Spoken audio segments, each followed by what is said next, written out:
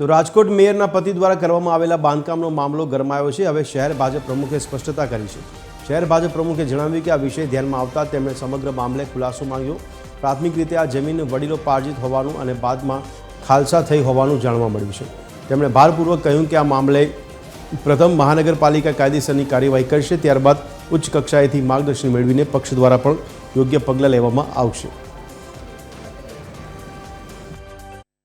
રાજકોટના મેયર દ્વારા જે બાંધકામ કરવામાં આવ્યું છે તે મામલે હવે કોર્પોરેશનને નોટિસ પણ આપી છે। તો આ અંગે શહેર ભાજપ પ્રમુખ માધવ દવે શું કહી રહ્યા છે? માધવભાઈ, શું કહેશો આ બાંધકામનું જે કામ છે?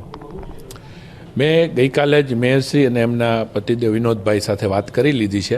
એમનું જે કંઈ જવાબ છે એ મુજબ એમને જગ્યા એમની પૈતૃક રીતે મળેલી જગ્યા છે, પણ સૂચિત જગ્યા હોય એમાં બાંધકામ ન થાય એ હકીકત છે। અને એ મુજબ તંત્ર જે કાંઈ એમણે તંત્રએ નોટિસ પણ એમને આપી દીધી છે ઓલરેડી, અને એમના જે ડોક્યુમેન્ટ છે એમની ચકાસણી કરી અને એમાં જે કાંઈ તંત્ર કામગીરી કરશે એમાં અમારા તરફથી કોઈ રોકટોક નથી, અને કોઈ પણ નાગરિકે એનું પાલન કરવું જોઈએ નિયમો અનુસાર।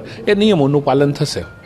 મનપાએ નોટિસ આપી છે, પરંતુ આ જગ્યા છે ખાલસા થઈ ગઈ છે એ મને આજે જ વર્તમાનપત્ર દ્વારા જાણ થઈ, એટલે એને મેં ટેલિફોનિક મેં વાત કરી છે કે ભાઈ આ તમે જીતનું જે કંઈ આવ્યું છે આજે વર્તમાનપત્રમાં એની સત્યતાને બધું ચકાસી અને તમારો જે કંઈ જવાબ રજૂ કરવાનો હોય એ કરો। તંત્ર આમાં પોતાની રીતે 100% સરકારી ધોરણે પગલાં લેશે।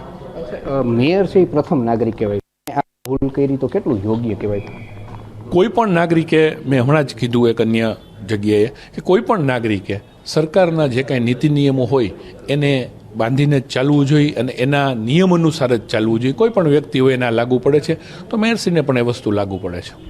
તમે પક્ષ લેવલે કંઈ કાર્યવાહી કરશો? પક્ષ લેવલે અત્યારે આ જે કાંઈ એમના ડોક્યુમેન્ટ રજૂ કરવાના છે એ બધી ચકાસણી થઈને તંત્ર કાંઈ પણ પગલાં લેશે, ત્યારબાદ હું માર્ગદર્શન લઈ અને પક્ષ લેવલે કાંઈ પણ કરવાનું થશે તો અમે કરીશું। તો આ હતા શહેર ભાજપ પ્રમુખ, તેમણે જણાવ્યું કે જે નિયમ મુજબ પહેલાં કાર્યવાહી થશે, ત્યારબાદ પક્ષ લેવલે પણ કાર્યવાહી કરવામાં આવશે। કેમેરામેન રવિ ચાવડા સાથે રવિ મોટવાણી, TV 13 રાજકોટ।